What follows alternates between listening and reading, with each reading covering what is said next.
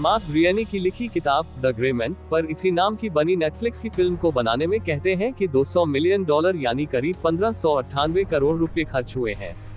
दुनिया भर में घूमती फिल्म द ग्रे मैन की चर्चा भारत में इसलिए होती रही कि इसमें तमिल सिनेमा के सितारे धनुष भी काम कर रहे हैं।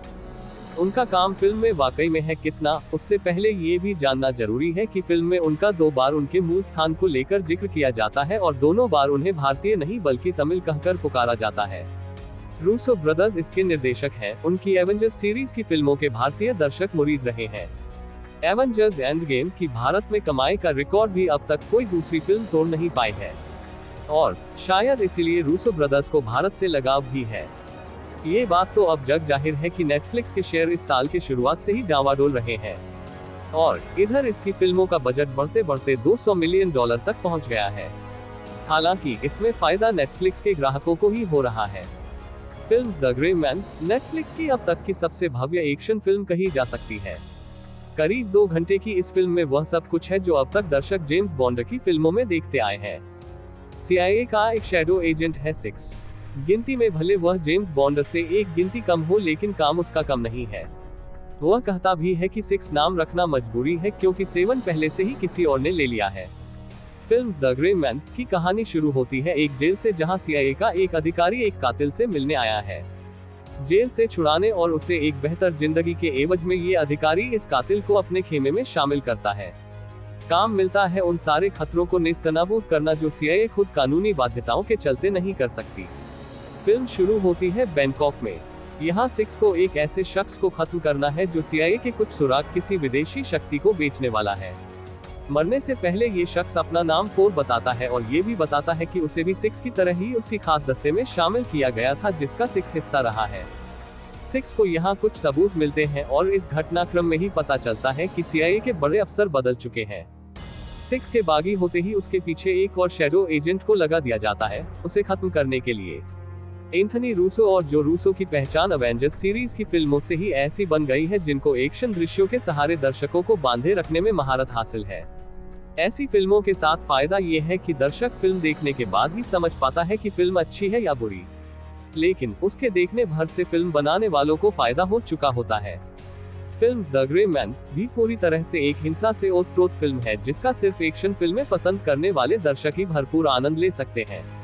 मार्वल सिनेमैटिक यूनिवर्स में काम करने वाले सितारे क्रिस हेम्सवर्थ को फिल्म एक्सट्रैक्शन में पेश करने के बाद इस बार रूसो ब्रदर्स कैप्टन अमेरिका बनते रहे क्रिस इवांस को अपने साथ लाए हैं। फिल्म में क्रिस का किरदार मुख्य खलनायक है और इतना वहशी खलनायक हाल फिलहाल के दिनों में सिर्फ तमिल व तेलुगु फिल्मों में ही देखने को मिला है। फिल्म द ग्रे मैन एक तरह से टिपिकल दक्षिण भारतीय एक्शन फिल्म जैसी है, बस यहाँ कहानी दुनिया के एक देश से दूसरे देश में यूं जाती रहती है जैसे लोग गाजियाबाद से नोएडा, दिल्ली और गुड़गांव फरीदाबाद जाते रहते हैं।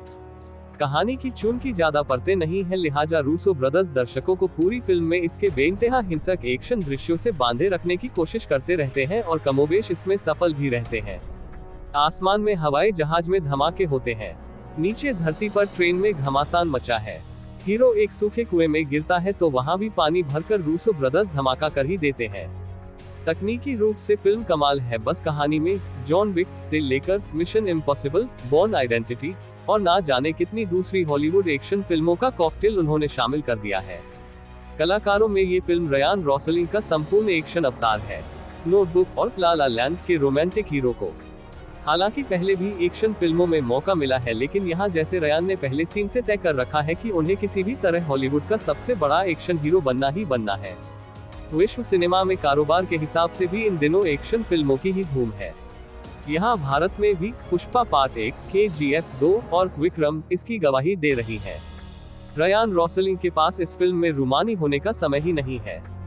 Film no time to die में थोड़ी देर का एक्शन सीन पाने वाली अना डी अरमास को यहाँ जमकर गोलियां चलाने का मौका मिला है और वह इसमें फप्ती भी है।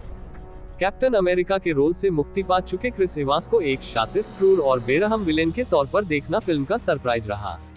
और हाँ, फिल्म में धनुष भी है, उनका कुछ मिनटों का रोल है। एक्शन सीन्स उनसे रूसो ब्रदर्स ने बढ़िया करवाए हैं। अब सवाल है कि फिल्म देखे कि ना देखे।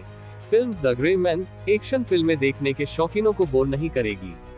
इसकी बस एक ही खामी है और वह काफी बड़ी खामी है, इसकी कहानी और पटकथा।